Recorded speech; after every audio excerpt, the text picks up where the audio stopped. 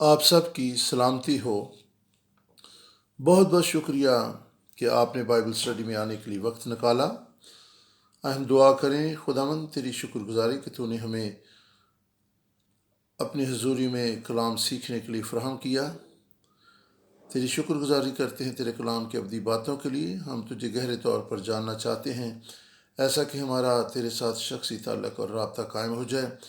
ہمیں توفیق دے کہ ہم انفرادی طور پر تیرے ساتھ دل لگائیں، تجھ پر ہماری نگاہیں لگی رہیں، تیری روح کی معموری سے برکت پائیں۔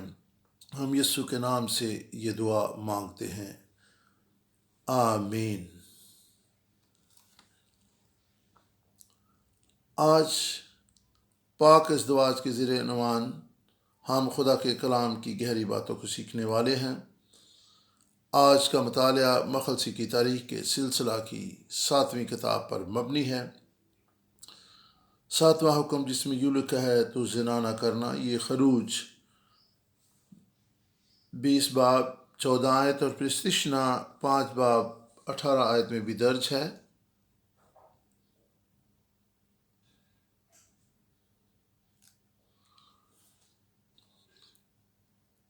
جہاں موسیٰ ملک کنعان میں داخلے سے قبل 10 احکام دوبارہ سے بنی اسرائیل کو پڑھ کر سناتا ہے۔ 7ویں حکم کے 2 حصے ہیں۔ اول قبل از تاریخ کا جوڑا، یعنی آدم اور حوا، اس پر بھی ہم نے غور کیا تھا۔ 7واں حکم بیان کرتا ہے تو زنا نہ کرنا۔ یہ خدا کی تخلیق کردہ فیملی کے تقدس کو محفوظ رکھنے کے لیے تھا۔ یہ قبل از تاریخ کے جوڑے آدم اور حوا سے ہی خاندانی زندگی کا آغاز ہوا تھا۔ آج ہم زناکاری کی وضاحت اور تعریف دیکھیں گے جو تقدیس شدہ ازدواج کی تباہی کا باعث بنتی ہے۔ ہم پہلے میاں بیوی اور ان کی زندگی کا پہلے ہی جائزہ لے چکے ہیں۔ ہم نے یہ بھی دیکھا تھا کہ کس طرح خدا نے خاندان کو اپنی بادشاہی کے لیے ایک بنیادی اکائی کے طور پر قائم کیا ہے۔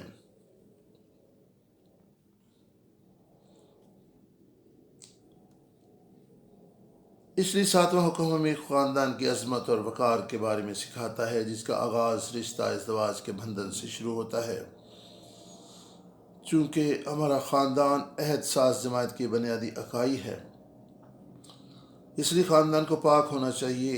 قوم، حتیٰ کہ ایک معاشرے کے پاک ہونے کے لیے بھی ایک خاندان کی پاکیزگی بنیادی اہمیت کی حامل ہے۔ اس کے لیے تقدیس شدہ جوڑے یا ایک دوسرے کے لیے وقف جوڑوں کا ہونا بنیادی بات ہے۔ لہذا زناکاری سارے انتظام اور ترتیب کو تباہ کر دیتی ہے۔ یہ ایک زہر ہے جو خاندان کو فی الفور ختم کر دیتا ہے۔ یہ اس قوم کی تباہی کی بنیاد ہے جسے خدا نے اپنے لیے چن لیا۔ زناکاری کے گناہ کی سنگینی کو سمجھنے کے لیے لازم ہے کہ ہم حقیقی ازدواج یا پہلے جوڑے آدم اور حوا پر غور کریں۔ یہی وہ جوڑا تھا جس کے درمیان ایک اٹوٹ بندھن تھا، اور وہ ایک بدن تھے، اور یہی سلسلہ نسل در نسل پھیلتا چلا گیا۔ آج پوری دنیا میں اسی جوڑے کی اولاد یعنی ایک کے بعد دوسری، اور پھر پوری دنیا میں ان کی نسلیں پھیلتی چلی گئیں۔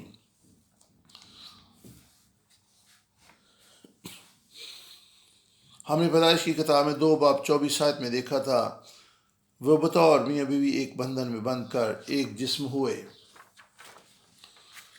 اس بنیاد پر ہم نے دیکھا کہ کس طرح یہ بندھن گہرا اور مضبوط ہوتا چلا گیا، بالکل ایسے جس طرح بچے اور والدین کا رشتہ ناطہ ہوتا ہے۔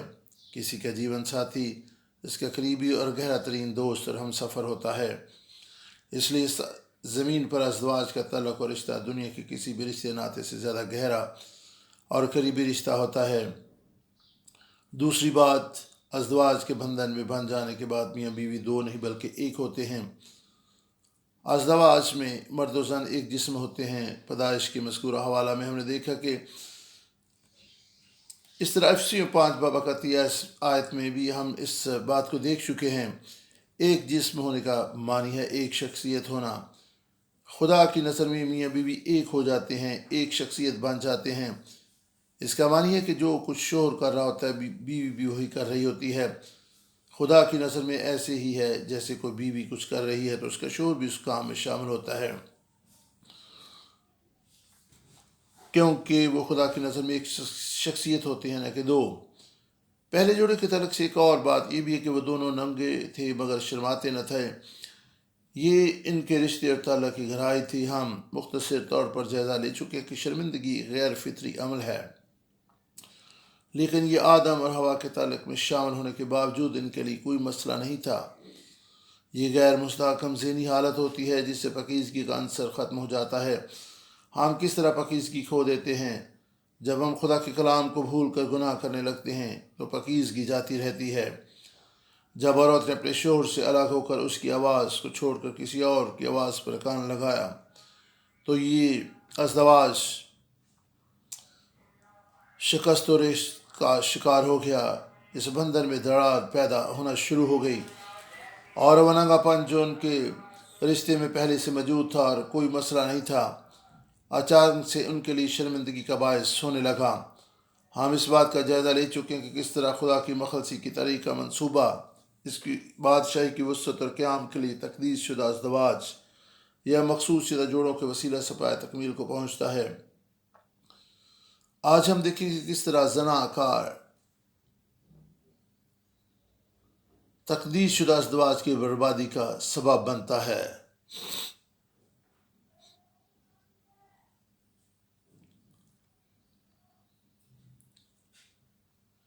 زناکاری کی تعریف یا موضوع اس قدر ناخوشگوار ہے کہ ہم اس پر بات کرنے میں جھجک محسوس کرتے ہیں۔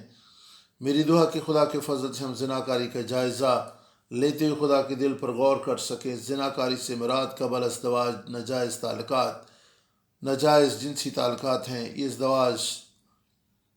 ازدواجی تعلق کی بنا پر ہی مراسم ہوتے ہیں جن میں مرد اور عورت جنسی تعلق قائم کر لیتے ہیں۔ یہ اپنے جیون ساتھی سے بے وفائی کی صورتحال ہے۔ جیسا کہ ہم اس ترتیب اور ڈھانچے پر پہلے ہی غور کر چکے ہیں، زناکاری اس بدن کو دو کر دیتی ہے جبکہ وہ ایک ہوتے ہیں۔ یہ خاندان کو تباہ کر دیتی ہے، یہ خدا کی بادشاہی کی بنیاد کو ہلا کر رکھ دیتی ہے۔ اس حصے کو قائم رکھنا ہم سب کے لیے ایک حساس معاملہ ہوتا ہے۔ لہذا زناکاری ایک سنجیدہ رویہ ہے۔ کسی بھی جرم سے زیادہ گھناؤنا جرم ہے۔ اس سے خدا کے ساتھ باندھا گیا عہد تباہ ہو جاتا ہے جس نے خاندان کو ایک مقام اور نام دیا ہوتا ہے۔ بس ہم دیکھتے ہیں کہ ازدواج یا خاندانی زندگی میں پاکیزگی اور وفاداری انتہائی اہم جز ہے۔ وفاداری انتہائی قابل قدر چیز ہے۔ جس طرح کمزور یا شکستہ ایمان زندگی کو تباہ کر دیتا ہے اور یہ خاندان کی پاکیزگی کو نقصان پہنچاتا ہے۔ زندگی کا آغاز ازدواج ہی سے ہوتا ہے، یہ خاندان ہی سے صادر ہوتی ہے۔ جب میاں بیوی ایک جسم ہو کر نئی زندگی کا آغاز کرتے ہیں تو زندگی وجود میں آتی ہے۔ ایک شکستہ ایمان اور خاندان اچھی نسل پیدا نہیں کر سکتا۔ اس سے ہمارے بچوں کی اچھی تربیت نہیں ہو پاتی، جبکہ ہمیں اپنے بچوں کی تربیت خدا کے کلام میں کرنی ہے۔ زنا کاری کے لیے 2 عبرانی الفاظ 18 باب میں لفظ زانا، اس سے مراد غیر مناسب جنسی تعلقات ہیں۔ خروج 20 باب اور استثنا میں ایک لفظ نیف ہے، اس کا معنی ہے غیر مناسب جنسی تعلقات۔ ان الفاظ پر غور کریں۔ سب سے پہلے جیسا کہ ہم نے زناکاری کو عام اصطلاح میں دیکھا جو کہ قدر مختلف ہے، آئیں امثال کی کتاب کا ایک حوالہ دیکھیں۔ جو کسی عورت سے زناکاری کرتا ہے بے عقل ہے۔ پس زناکاری کسی شخص کو تباہ کر کے رکھ دیتی ہے۔ یہ زناکاری کے لیے ایک عمومی اصطلاح ہے۔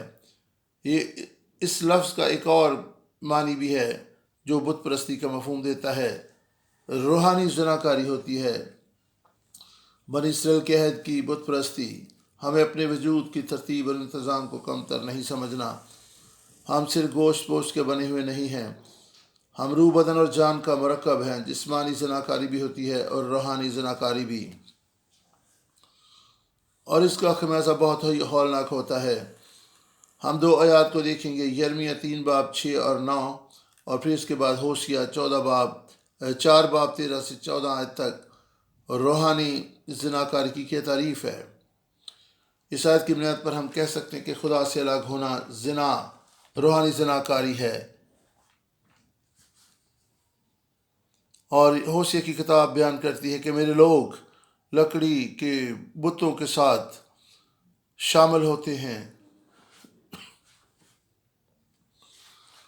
اور یہاں پہ لکھا ہے کہ ہوشیہ 4 باب اور اس کی ہوشیہ 4 باب اور 12 سے 14 آیت کو ہم پڑھیں گے۔ خدا کے کلام اس طرح سے مرقوم ہے۔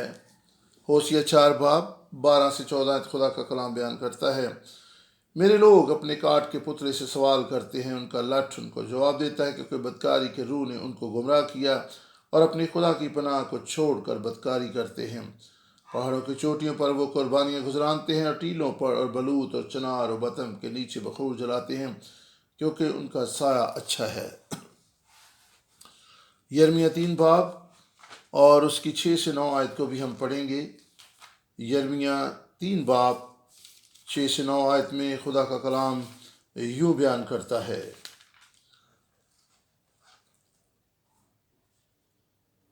یوشیا بادشاہ کا ایام میں خدا نے مجھ سے فرمایا کہ تو نے دیکھا کہ برگشتہ اسرائیل نے کیا کیا۔ وہ ہر ایک اونچے پہاڑ پر اور ہر ایک ہرے درخت کے نیچے گئی اور وہاں بدکاری کی۔ 7ویں آیت، اور جب وہ یہ سب کچھ کر چکی تو میں نے کہا وہ میری طرف واپس آئے گی، پر وہ نہ آئی، اور اس کی بے وفا بہن یہودا نے یہ حال دیکھا۔ پھر میں نے دیکھا کہ جب برگشتہ اسرائیل کی زناکاری کے سبب سے میں نے اس کو طلاق دے دی اور اسے طلاق نامہ لکھ دیا، تو بھی اس کی بے وفا بہن یہودا نہ ڈری، بلکہ اس نے بھی جا کر بدکاری کی۔ اور پھر 9ویں آیت میں لکھا، اور ایسا ہوا کہ اس نے اپنی بدکاری کی برائی سے زمین کو ناپاک کیا اور پتھر اور لکڑی کے ساتھ زناکاری کی۔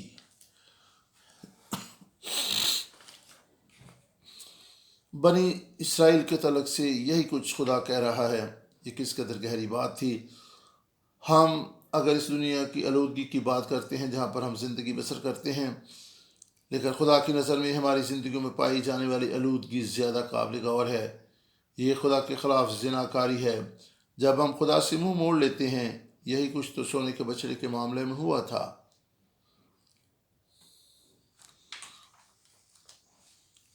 جب بنی اسرائیل نے سونے کا بچڑا بنا کر اس کی پوجا پاٹ کرنا شروع کی تھی،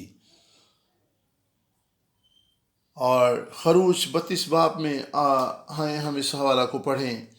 خروج 32 باب اور اس کی 6 آیت میں خدا کے کلام میں اس طرح بیان کیا گیا ہے۔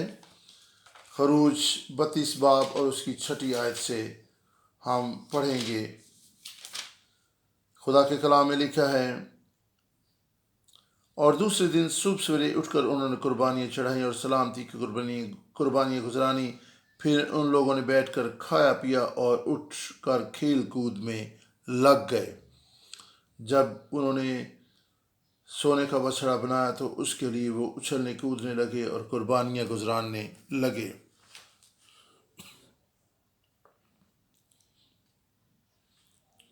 بائبل مقدس زناکاری کو بت پرستی کے طور پر بیان کرتی ہے۔ آئیں واپس زناکاری کی تعریف اور وضاحت کی طرف چلیں۔ زناکاری بت پرستی کی طرح ہے۔ زناکاری میں ایک جیون ساتھی دوسرے کو چھوڑ کر کسی اور کی طرف رجوع کرتا ہے۔ یہ بے وفائی کا عمل زناکاری ہوتا ہے، جس میں دوسرے سے جنسی تعلقات استوار کیے جاتے ہیں۔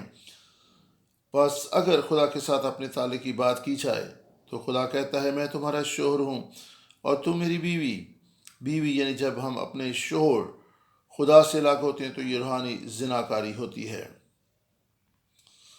بائبل مقدس خدا اور بنی اسرائیل کے رشتے کو میاں بیوی کے رشتے سے تشبیہ دیتی ہے۔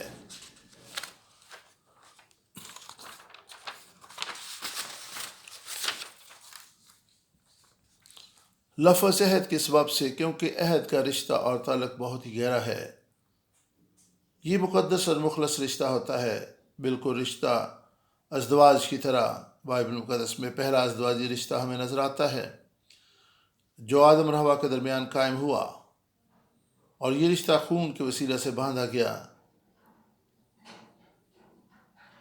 اور اسے ایک عہد قرار دیا گیا۔ بالکل خدا یہ چاہتا کہ ہم ایک عہد کے تحت اس کے ساتھ لپٹے رہیں اور کسی اور معبود کی طرف رجوع نہ لائیں۔ جسمانی خواہشوں میں پھنس کر ہم روحانی زناکاری نہ کریں اور خدا سے الگ نہ ہوں۔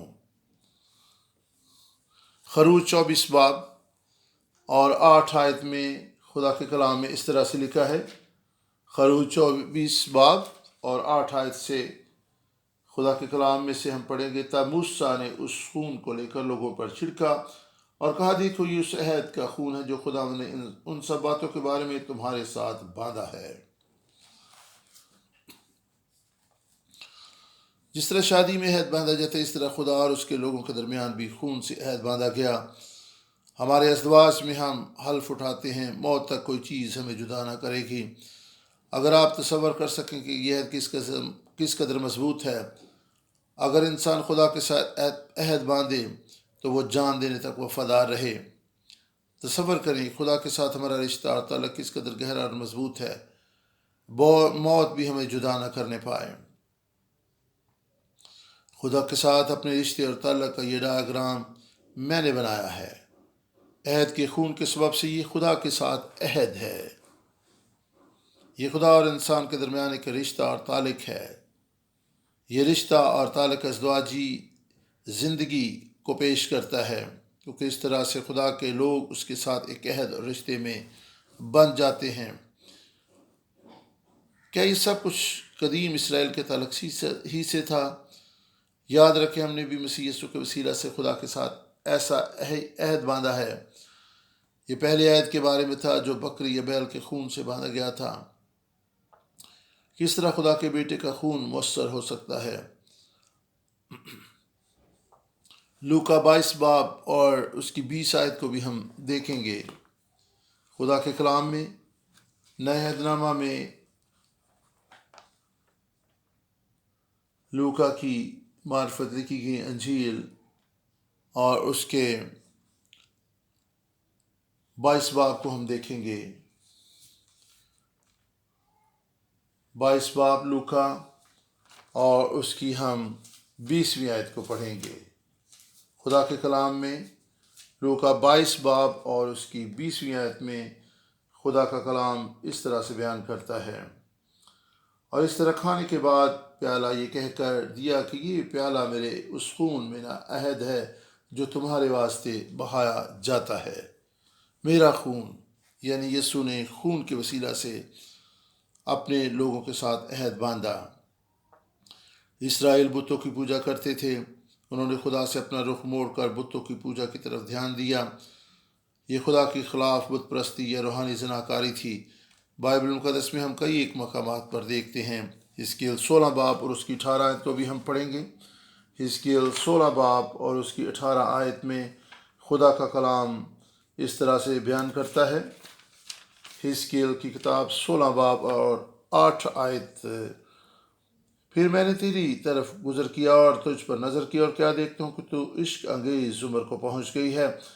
پس میں نے اپنا دامن تجھ پر پھیلایا اور تیری برہنگی کو چھپایا اور قسم کھا کر تجھ سے عہد باندھا، خداوند فرماتا ہے، اور تو میری ہو گئی۔ 15ویں آیت کو بھی ہم پڑھیں گے، 16 باب کی 15 آیت۔ یہاں پہ خدا کے کلام میں لکھا ہے، لیکن تو نے اپنی خوبصورتی پر تکیہ کیا اور اپنی شہرت کے وسیلہ سے بدکاری کرنے لگی، اور ہر ایک کے ساتھ جس کا تیری طرف گزر ہوا خوب فاحشہ بنی اور اس کی ہو گئی۔ اور پھر یسایہ 54 باب اور اس کی 5ویں آیت کو بھی ہم پڑھیں گے۔ یسایہ 54 باب اور 5ویں آیت میں خدا کا کلام اس طرح سے بیان کرتا ہے، کیونکہ تیرا خالق تیرا شوہر ہے، اس کا نام رب الفاج ہے، اور تیرا فدیہ دینے والا اسرائیل کا قدوس ہے، وہ تمام روئے زمین کا خدا کہلائے گا۔ اس طرح یسایہ 57 باب اور اس کی 30 آیت میں خدا کا کلام بیان کرتا ہے، لیکن تم آئے جادوگرنی کے بیٹو، آئے زانی اور فاحشہ کے بچوں، ادھر آگے آؤ۔ اور یہاں پہ ہم نے خروج 34 باب 15-16 آیت، پھر احبار 17-7، استثنا 31-16، قضات کے حوالہ جات کو آپ بعد میں دیکھ سکتے ہیں، اور خروج 34 باب اور 15 اور 16 آیت کا حوالہ بھی آپ کے سامنے پڑھا گیا۔ یہ کس قدر خوبصورت بات ہے۔ عہد یہی ہے کہ انسان کا خدا کے ساتھ شخصی اور گہری رابطہ ممکن ہو جائے، اور ہم نے ابھی سوال پوچھنا ہے اپنے آپ سے، آج ہم کس کے ساتھ عہد باندھیں گے؟ اپنے آپ پر غور کریں، یاد رہے کہ ہماری اولاد بڑی اہمیت کی عمل ہے۔ خدا نوح کا نہ ہے، اس کے خلاف روحانی زناکاری پر اس کا دل کس قدر دکھی ہے۔ خدا چاہتا ہے کہ اس کے لوگ اس کے ساتھ لپٹے رہیں، اس کے لیے پاک بنے رہیں۔ یہ وہی خدا ہے جس نے اپنے بیٹے یسوع کے خون کے وسیلہ سے عہد باندھا ہے، اور وہ چاہتا ہے کہ اس کے لوگ اس کے ساتھ لپٹے رہیں۔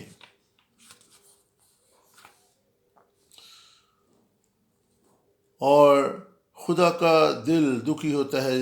حزقیل 6 باب اور اس کی 9 آیت کو اگر ہم پڑھیں تو خدا کے کلام میں حزقیل 6 باب اور 9 آیت میں اس طرح سے مرقوم ہے۔ حزقیل 6 باب اور اس کی 9ویں آیت میں خدا کا کلام بیان کرتا ہے، اور جو تم میں سے بچ رہیں گے ان قوموں کے درمیان جہاں جہاں وہ اسیر ہو کر جائیں گے مجھ کو یاد کریں گے، جب میں ان کے بے وفا دلوں کو جو مجھ سے دور ہوئے اور ان کی آنکھوں کو جو بتوں کی پیروی میں برگشتہ ہوئی شکستہ کروں گا، اور وہ آپ اپنی تمام بدعمالی کے سبب سے جو انہوں نے اپنے تمام گھرونے کاموں میں کی اپنی ہی نظر میں نفرتی ٹھہریں گے۔ یہ کون سا خدا ہے جس نے ہمیں شریعت دی؟ میں تمہارا خیال رکھوں گا اور تمہاری راہوں میں تمہارا ہادی ہوں گا۔ یہ خدا ہے جس نے ہمیں شریعت دی ہے، اور وہ چاہتا ہے کہ ہم گہرے اور واضح طور پر اسے جانیں۔ وہ خدا جو ہمیں شریعت دیتا ہے نہیں چاہتا کہ ہم اسے بغیر سوچے سمجھے آئے باپ کہہ کر پکاریں۔ لازم ہے کہ ہم اسے جانیں، اور وہ چاہتا ہے کہ ہم اسے جانیں اور پہچانیں، بالکل ایسے جس طرح ہم اپنی ماں اور باپ کو جانتے ہیں۔ ہم کیسی شخصیت کے حامل ہیں، ہمارے دل کیسے ہیں، خدا کون ہے، وہ ہم سے کس قدر محبت رکھتا ہے، ہم کس طرح اسے محبت دکھا سکتے ہیں۔ یہ وہ اہم سوال ہے جو ہمیں اپنے آپ سے پوچھنا ہے۔ یہی سب سے بڑی وجہ ہے کہ اس نے ہمیں اپنی شریعت دی۔ خدا نے انسان کے ساتھ اپنے رشتے کی تصویر کشی میاں بیوی کے رشتے کے طور پر کی ہے۔ جس طرح میاں بیوی ایک تن ہوتے ہیں، خدا چاہتا ہے کہ ہم بھی اس کے ساتھ ایک ہو جائیں، ہم میں کوئی پردہ رکاوٹ باقی نہ رہے۔ غور کریں کہ خدا ہمیں کیسی گہری قربت اور گہرے رشتے کے لیے اپنے پاس بلا رہا ہے۔ اس لیے تو مخلصی کی تاریخ کا آغاز تقدیر شدہ ازدواج سے ہوتا ہے۔ یہی شروع سے آخر تک اس کا مقصد ہے، مسیح کی دلہن تیار ہو جائے۔ آئے مخلصی کی تاریخ کی ٹائم لائن کا مختصر جائزہ لیں۔ وہ کون سا جوڑا جو خدا ہمارے سامنے رکھنا چاہتا ہے؟ عہد عتیق میں اس کا آغاز آدم اور حوا سے ہوا۔ پیدائش 2 باب 24 آیت، اور پھر افسیوں 5 باب 31 اور 32 آیت کو بھی پڑھ سکتے ہیں۔ اس سبب سے مرد اپنے ماں باپ کو چھوڑے گا اور اپنی بیوی سے ملا رہے گا۔ اور مقدس پولس رسول کہتا ہے کہ یہ بھید تو بہت بڑا ہے، لیکن میں مسیح اور اس کی کلیسیا کے تعلق سے یہ بات کر رہا ہوں۔ عہد عتیق میں نہیں بلکہ عہد جدید میں بھی پولس رسول گہرے طور پر وضاحت کرتے ہیں کہ ازدواج کا رشتہ کس قدر گہرا رشتہ ہے۔ مکاشوہ کی کتاب میں 21 باب اور 2 آیت میں ہم مسیح کی دلہن کے طرف سے دیکھتے ہیں۔ مکاشوہ کی کتاب میں دلہن کو منظر عام پر آتے ہوئے دیکھتے ہیں۔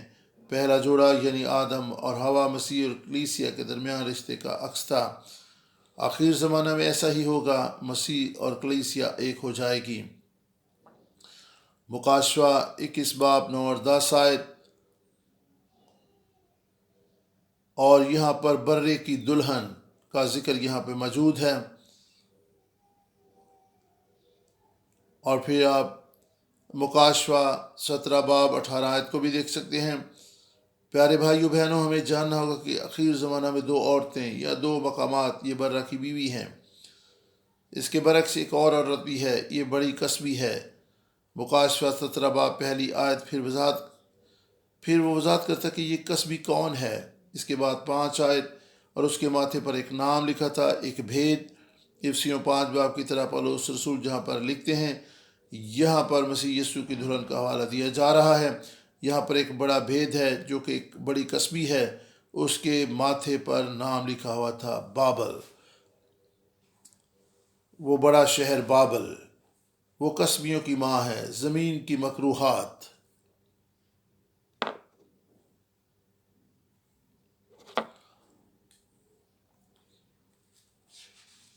مکاشفہ 17 باب 5ویں آیت۔ اچھا ہے کہ ہم اس حوالے کو ابھی پڑھیں۔ مکاشفہ 17 باب اور اس کی 5ویں آیت۔ مکاشفہ 17 باب اور 5ویں آیت میں خدا کا کلام اس طرح سے بیان کرتا ہے، اور پھر ہم 18ویں آیت کو بھی پڑھیں گے۔ 17:5 میں خدا کے کلام میں لکھا ہے،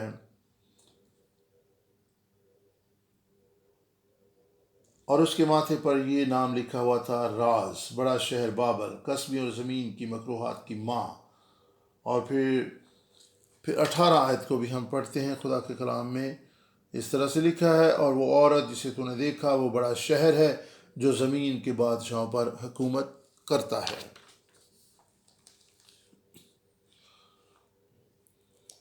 ہم نے مکاشفہ 21 باب میں دیکھا، 2 آیت میں ایک مقدس شہر ہے، شہر یروشلم۔ ایک اور شہر بھی ہے 17 باب، بڑا شہر بابل۔ یہ مقدس شہر یروشلم ایسے سجایا گیا ہے جس طرح دلہن اپنے شوہر کے لیے سنگھار کرتی ہے۔ دلہا برہ یعنی مسیح یسوع ہے۔ اس کے برعکس بڑا شہر بابل کس کی مانند ہے؟ کسبیوں کی ماں۔ ہم کس شہر کا حصہ ہوں گے؟ ہم کون سا شہر تعمیر کریں گے؟ افسیوں 5 باب 31 اور 32 آیت۔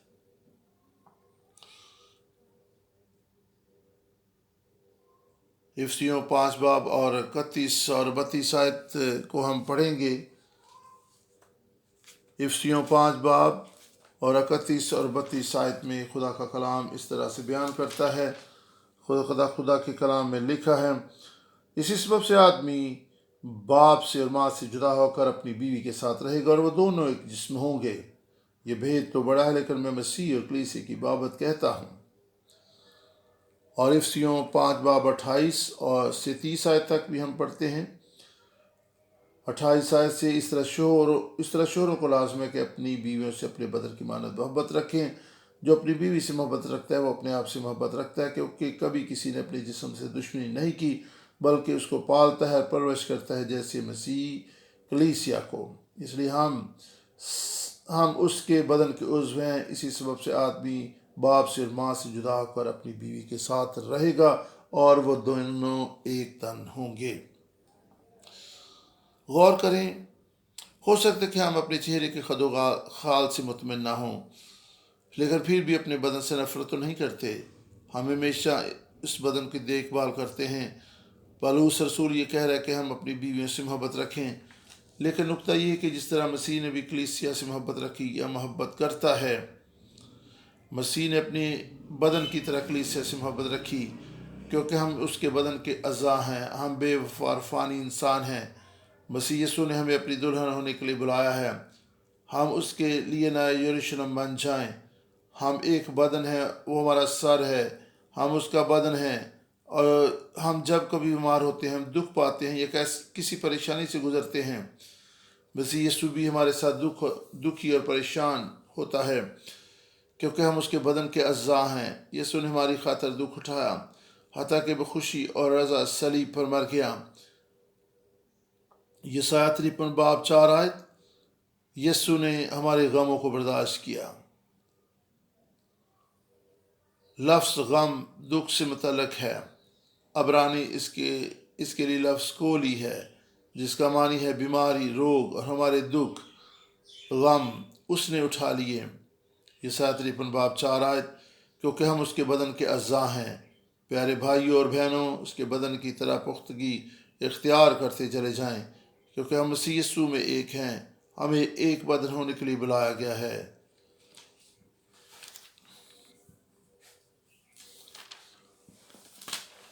ایک حوالہ نکالے میرے ساتھ، کلسیوں 1 باب اور 24 آیت۔ یہاں پہ نئے عہد نامہ میں کلسیوں 1 باب اور 24 آیت میں خدا کے کلام میں اس طرح سے لکھا ہے، اب میں ان دکھوں کے سبب سے خوش ہوں جو تمہاری خاطر اٹھاتا ہوں، اور مسیح کی مصیبتوں کی کمی اس کے بدن یعنی کلیسیا کی خاطر اپنے جسم میں پوری کیے دیتا ہوں۔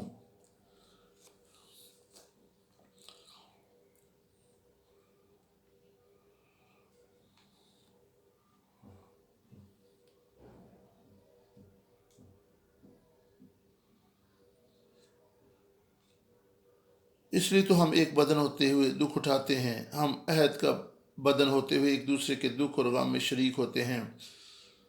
پہلا کرنتھیوں 12:25-27 آیت۔ ہم کس طرح مسیح یسوع میں بھائی اور بہنیں ہیں تاکہ مسیح کے بدن میں کوئی تفرقہ بازی نہ ہو۔ ہم بدن سے مراد کلیسیا ہے، ہم اعضاء ہیں، ہم ایک دوسرے کا خیال رکھنا چاہتے ہیں اور ہمیں خیال رکھنا ہوگا، ایک دوسرے کے دکھ سکھ میں شامل ہونا اور ایک دوسرے کی تعمیر اور ترقی کرنا۔ اور پہلا کرنتھیوں اس کے 12 باب کو ہم نکالیں گے۔ پہلا کرنتھیوں 12 آیت میں خدا کے کلام میں 25 سے 27 آیت تک ہم پڑھیں گے۔ خدا کے کلام میں لکھا ہے، تاکہ بدن میں تفرقہ نہ پڑے بلکہ اعضاء ایک دوسرے کے برابر فکر رکھیں۔ پس اگر ایک عضو دکھ پاتا ہے تو سب اعضاء اس کے ساتھ دکھ پاتے ہیں، اور اگر ایک عضو عزت پاتا ہے تو سب اعضاء اس کے ساتھ خوش ہوتے ہیں۔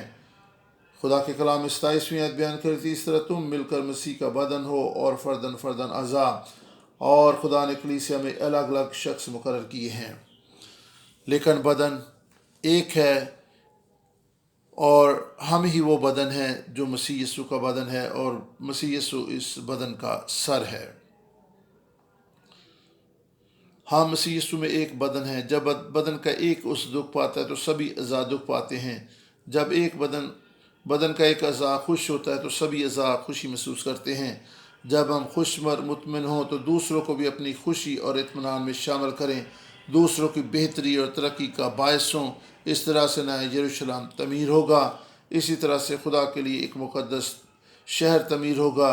اسی لیے تو ہم صرف اپنی ترقی نہیں بلکہ ہم دوسروں کی ترقی بھی چاہتے ہیں۔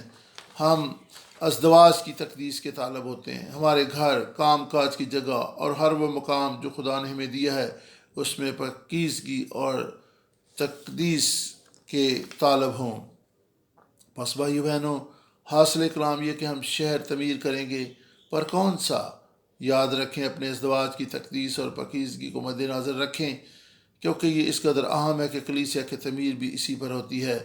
مسیح کی دلہن اخیر زمانہ میں اسی بنیاد پر تیار ہوگی۔